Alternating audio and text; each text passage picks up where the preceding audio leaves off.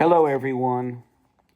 The announcement I make tonight, I do with a very heavy heart. It's about these two people.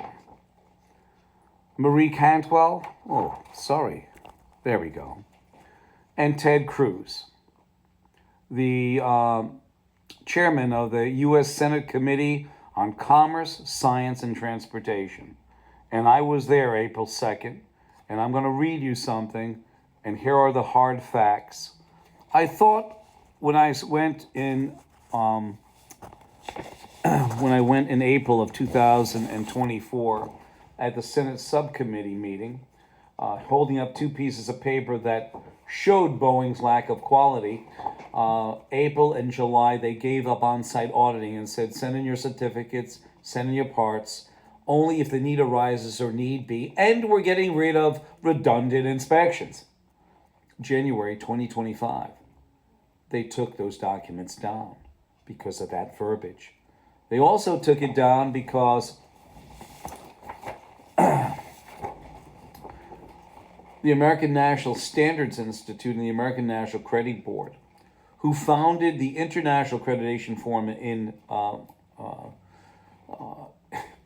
Delaware. It's a association of national and international accreditation bodies, along with their sister organization, ILAC, the International Laboratory Accreditation Cooperation in Australia. ANSI and ANAB are underwriters for those organizations, those accreditation bodies. But this is one of the most important web pages, and I took a web shot of that, and that's the date that I took the snapshot of it. 5 months later, they took this page down. Why? Because you have Boeing on board that can grant, suspend, and withdraw certifications. So they took this down in August of 2024, and they took these two documents that I'm holding up here in January 2025, because after 20 plus years, Boeing's going after their AS9100 certificate.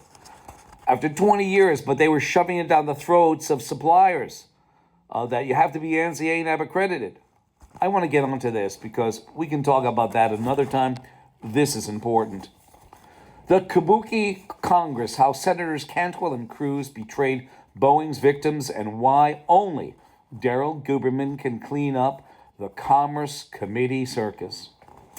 Ladies and gentlemen, fellow business owners, my friends and family and citizens, what we witnessed on April 2nd, 2025 during the Senate Commerce, Science, and Transportation Committee hearing with Boeing CEO Kelly Oberg was an oversight. It was political theater. It was a kabuki performance where the actors already knew their lines and the ending was bought and paid for before the curtain ever closed. Sitting on the committee were Senator Maria Cantwell of Washington and Democrat and Senator Ted Cruz of Texas, Republican. Two parties, one illusion. Both had a chance to speak truth to power to hold Boeing accountable for the amounting safety failures and human tragedies, but both sat there with their strings attached. Let's call it what it is. Bribery in a tailored suit. Yes, bribery. Maria Cantwell has taken over $90,000 from Boeing over the last two election cycles. That's not support, that's purchased.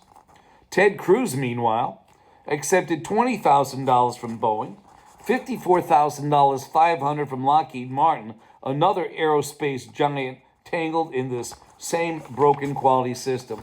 Now ask yourself, how can the American people trust a committee to hold Boeing accountable when its most vocal members are on the company payroll? How can we pretend this is an independent hearing when the outcome was influenced long before Kelly Oberg sat in that chair? This is not just ethical failure, it could be a legal one. These are the same people who make these legalities. Let me read it to you. According to federal law, especially 18 U.S. Code 201, members of Congress are prohibited from accepting anything of value in exchange for influencing an official act.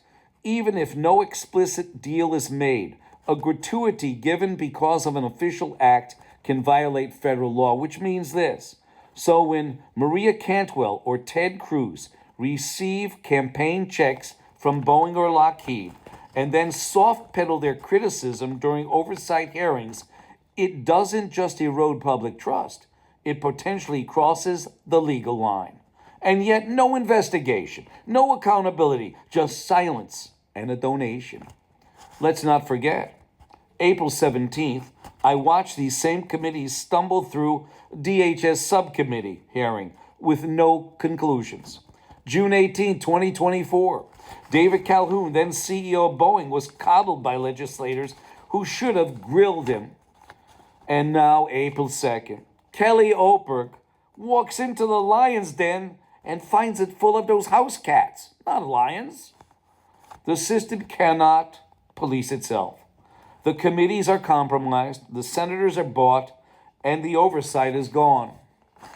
That's why I, Daryl Guberman, am speaking today to you. Take these videos and send them far and wide. Take them, highlight them, and send them to your friends and relatives, associates, etc. Not as a politician I stand here and sit here, but as an American who spent decades in quality assurance. I've audited labs, certified manufacturers, and exposed corruption across the country's so-called oversight infrastructure. I've seen the decay from inside, and I say this to the American people. If we want to fix Boeing, if we want safe skies, honest regulation, and real accountability, then we cannot count on the Commerce Committee. We cannot count on Maria Cantwell or Ted Cruz. We need an outsider. We need a Clydesdale to pull this broken wagon out of their shit and mud. I am ready. Not for a spectacle, not for sound bites, but for the truth, integrity, and honesty. Let the people see through this makeup of the Kabuki show. Let the curtain fall and let real oversight begin with me, Daryl Guberman. I thank you. And remember this, it is not the size of the dog in the fight that counts. It's the size of the fight in the dog by Dwight D. Eisenhower. And remember what A.A. Milne said. He said this, Winnie the Pooh. He said, it is easier to believe a lie that one has heard 1,000 times than to believe a fact no one has heard before. And the last one I tell you, ladies and gentlemen, are from Thomas Paine and Common Sense. And this is where Maria Cantwell and Ted Cruz fall in here. So I have to hold up their picture. It is impossible to comprehend the moral mischief, if I may so express it, that mental lying has produced in our society. When a man or woman has so far corrupted and prostituted the chastity of their mind as to subscribe their professional beliefs to things they do not believe, they have prepared themselves the commission for every other crime. I thank you, ladies and gentlemen. My number is 203-556-1493. I've been to many of these meetings. I am positive that these leaders, these high-profile people, are given the questions at least a month or so in advance because they are too calm, cool, and collective. They don't sweat. They don't break a sweat, and they just sit there. I looked at Kelly Oberg when I was there, and he is not in the best shape. It doesn't look like he sleeps, but that's my personal opinion, my overview.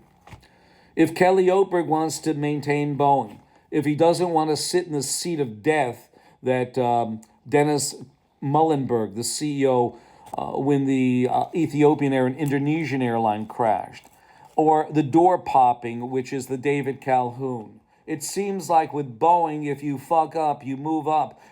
Dennis Muhlenberg, $60 million exiting bonus. Bonus, I call it. David Calhoun, $45 million. So really, Kelly Oberg has a golden parachute, trampoline, whatever. Does he really care about going ahead? Because I don't think he does. It doesn't matter to him. It's a win-win situation for him, and it's not good. And here he is. And he said, everybody is tired of the drumbeat of what's wrong with Boeing. I'm tired of it, and I haven't even been here that long. This is a leader that's in decline. If he got me there, his attitude would be different. His attitude is malaise, like the company. I visited it in October. 203-556